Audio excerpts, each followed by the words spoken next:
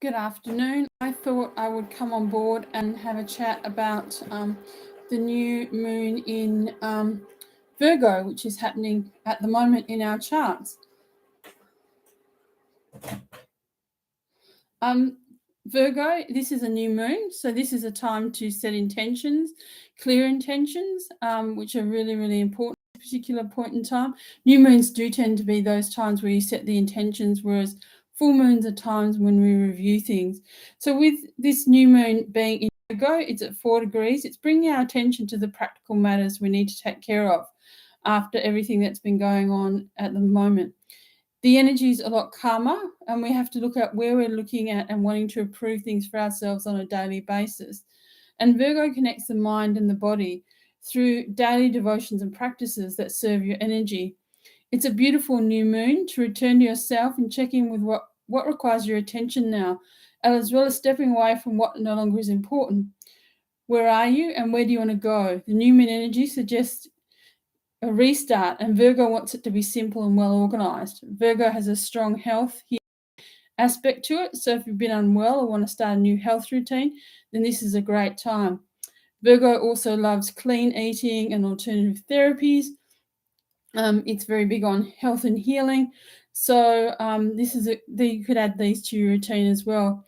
And if your situations are blocked at present, then you could be overanalyzing things or being too critical, or maybe even coming into a space where you're falling into your perfectionist streak if you have one of those as well. Because Virgo can be a bit of a perfectionist or an overanalyzer as well. So it might be that you need to let go of those things. So getting your finances sorted out and getting a plan together is really, really important at this time, because Virgo is really good for getting organized. So crossing our I's and dotting our T's, that's crossing our T's and dotting our I's, that's really, really doing.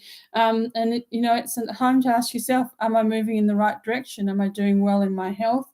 And if do I need to do anything more around this? And if not, well, maybe I need to look at some new routines for myself. The other part of Virgo is that Virgo is also a planet of real service. A sign of real service. So at this point in time, we could be looking at, where can we be of service to others as well. And if it's really important to maybe think about where are we wanting to make some new opportunities for ourselves. So this will depend. This will be different depending on where Virgo is in your chart, because obviously the house position will determine which part of your chart is actually being activated at this particular point in time. So as with this chart, obviously Virgo in its home house of the 6th house, so obviously that's a house of service, work, day-to-day routines, etc. But for you, it might actually be somewhere different in your chart as well. So also it's important to not only do those things, but also look at how we can taking care of ourselves at a mental and physical level, at both levels, not simply one. And get yourself maybe a little bit more organized, so that you can sort some things out that you're wanting to do so and that you're wanting to move into, because this is a great time, because Virgo certainly allows you to do that in a really, really big way. So the new moon in Virgo is happening around the 27th of August here for us in Australia. And Virgo can also rule grains and the harvest. So at the moment, we have Saturn here in Aquarius, and we have an opposition between this, and we have Ceres, which is directly opposing it, which will be in Leo. And so Ceres is the planet connected to food supplies, and it's not just about that. Could also not just be about grains and food supplies and harvest. It could be also looking at how you're actually basically harvesting your spirituality and what you've done in terms of your habits, etc., which makes it a really interesting time as well. The other thing that's happening here as well is that we have Mars in Gemini. Mars is sitting over here in Gemini, and it's sitting there until March of next year, actually, which is a very long time. So it's actually forming an aspect to the new moon. So this is about Mars and Gemini will give us a good opportunity to really look at understanding what is it in terms of dualities of our lives. What are we looking at? The good or the bad, the helpful and the unhelpful. But also with Mars and Gemini, because Mars tends to be very focused and Gemini tends to be of the mind. It could be that we're feeling a little bit scattered here, or maybe a real restlessness. And so maybe we need to, actually look at how are we, focusing our attention, etc. So Mars and Gemini and Virgo are both actually ruled by Mercury. So Mercury is an air planet. So we need to have a conversation, talk things out, because there is this trine going on.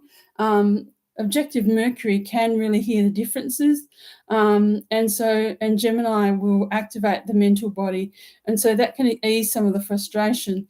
Virgo, of course, wants to be concrete. It's an earth sign. It wants to be very defined. It wants to be very specific, and it wants to know what it's aiming for. And Mars is working with Mercury, and it's good at exploring things. Mars is like the warrior energy, that burst of energy that wants to get out and about and do things. And so because of this, Mars wants to work things out. Both of these are in the early stages, the first decan, so 4 degrees and 4 degrees. So in a sense, this is about starting things. This is about getting things moving. This is starting and letting things unfold, which is really, really important. So whilst Mercury is good at Mars is good at exploring things.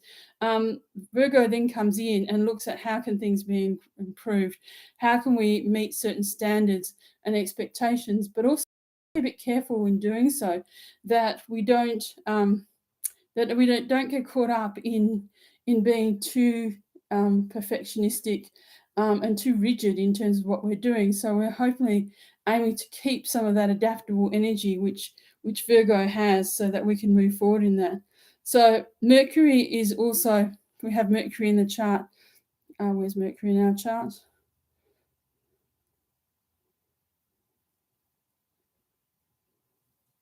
Mercury is here in Gemini. Also another air sign as well. Mercury is in Libra, sorry. Another air sign as well. So Mercury is opposing a sign called Manway, which is here in one of Aries. So Mercury is at one of Libra, and Manway here is at one of Aries. And when we have planets that are both at 1 degrees of one of the cardinal signs, and that's Aries, Cancer, Capricorn, and Aries, Cancer, Capricorn, and Libra, then what tends to happen is those things are then reflected on the world stage. They're not simply reflected, personally. They come onto the fore. So that's what's called the world axis. So as these are highlighted, we have new beginnings and we have new spiritual connections to Gaia, to our source, to our sense of spiritual purpose. And because Manway is a quotable object, one of these new objects, it's only been found in the last 20 years or so. It's also helping us connect to our spiritual purpose and our sense of connection to other people on a much broader level. And Manway is the highest intelligence of the divine source. It's closest to the mind of God, and also it's about world renewal and spiritual dedication. And so Manway and his wife Vada were supposed to have actually created the cosmos. So there's a very strong spiritual dimension here in terms of what's going on as well. And this is really starting to really come through at this particular point in time. And the other thing is that we then have Venus over here in Leo. Venus is here in Leo, which is another aspect. And so this is opposing Saturn in Aquarius, of course, opposing in Aquarius over here. So in a sense, this is also challenging us and saying it's not quite time to make things happening. And what we need to ask ourselves, because Venus rules Taurus, so it's about basically asking us, what do we value? What do we want to do next? Something maybe because it's actually opposing Saturn is something maybe is not actually coming together, because Saturn tends to be, the planet that puts on the roadblocks. It's the one that says, hold it a sec, it's not quite time yet. let's renew before we actually get things moving forward. So there's a sense of here that maybe there might be something in terms of the financial aspects that hasn't come together, and that we're still waiting for things to come together.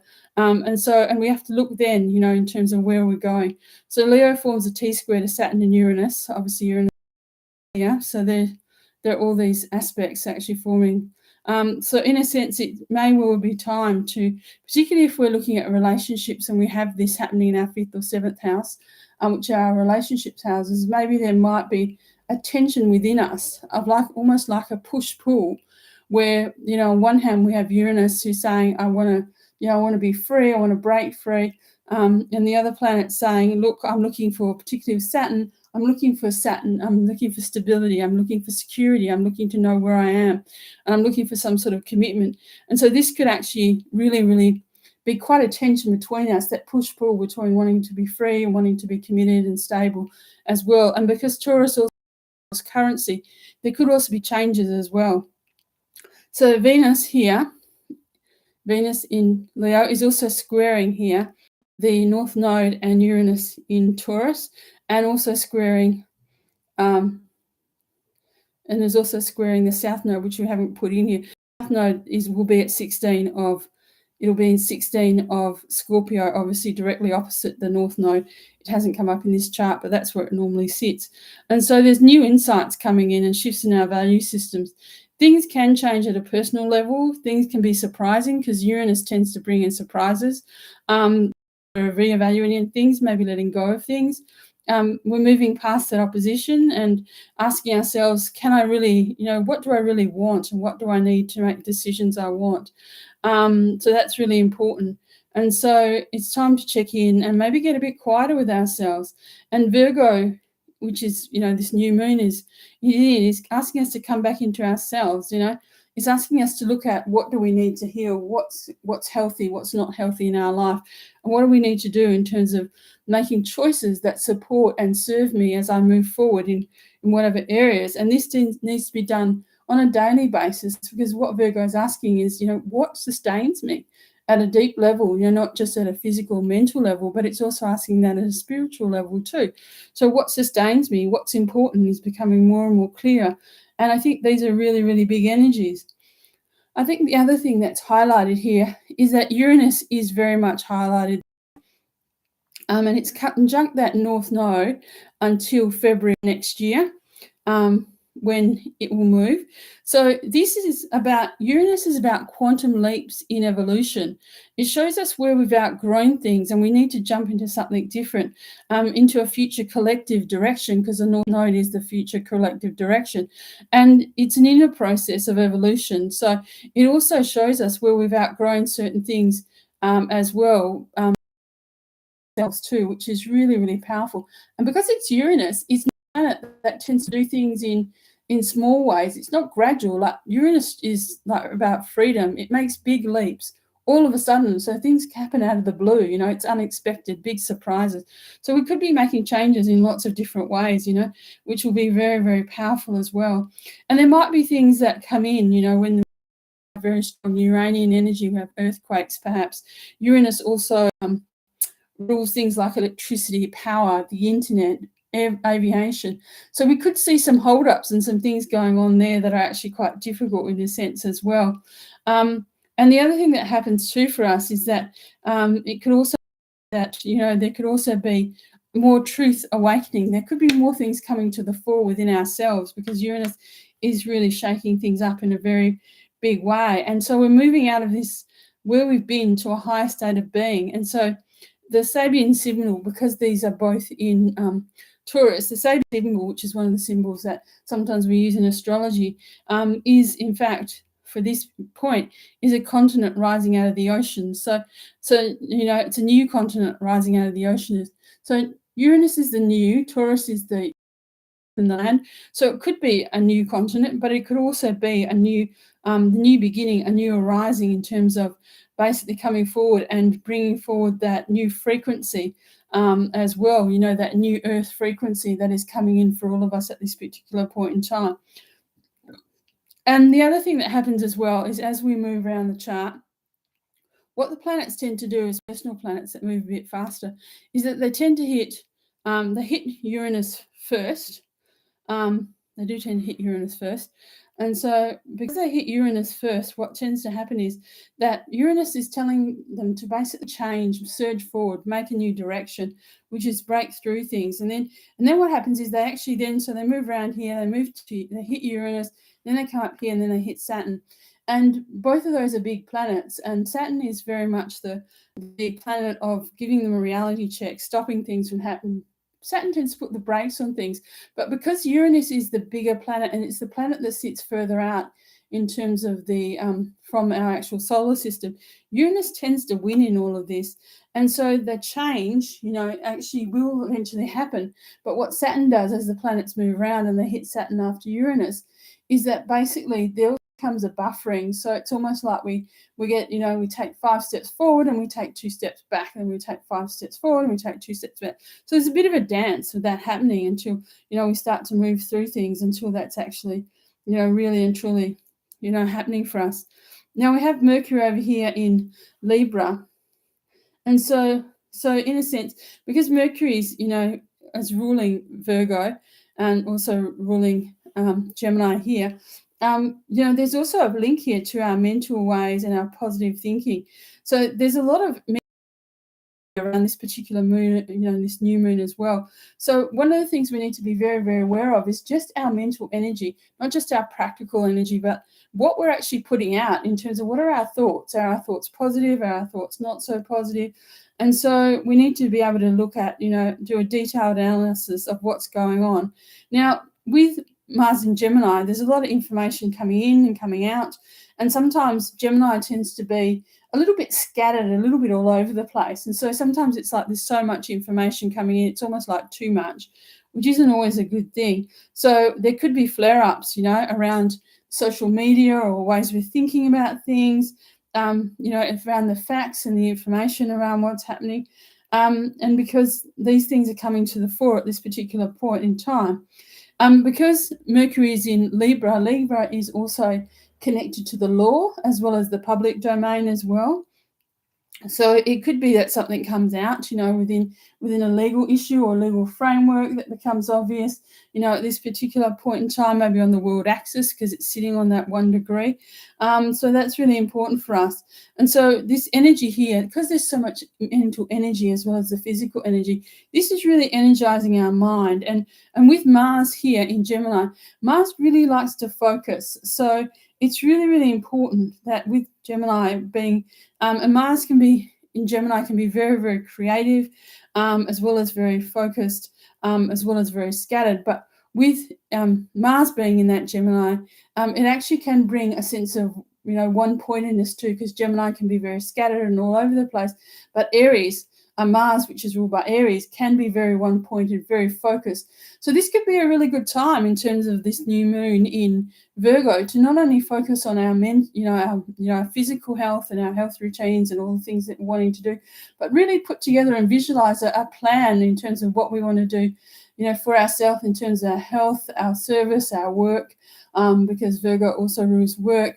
Our day-to-day activities and what we're really wanting to do, and maybe visualize what we want to do around all of that and set ourselves some really clear intentions so we know exactly where we're moving forward to. And this could be a very positive time to do all that.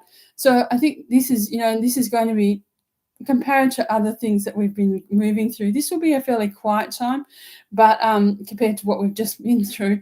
But again, we're starting to start to see more movement in September, October, November. There's a lot going on astrologically at those points in time. So with this new moon, enjoy this time, set some really clear intentions, and enjoy what you have. So thank you very much. Bye for now.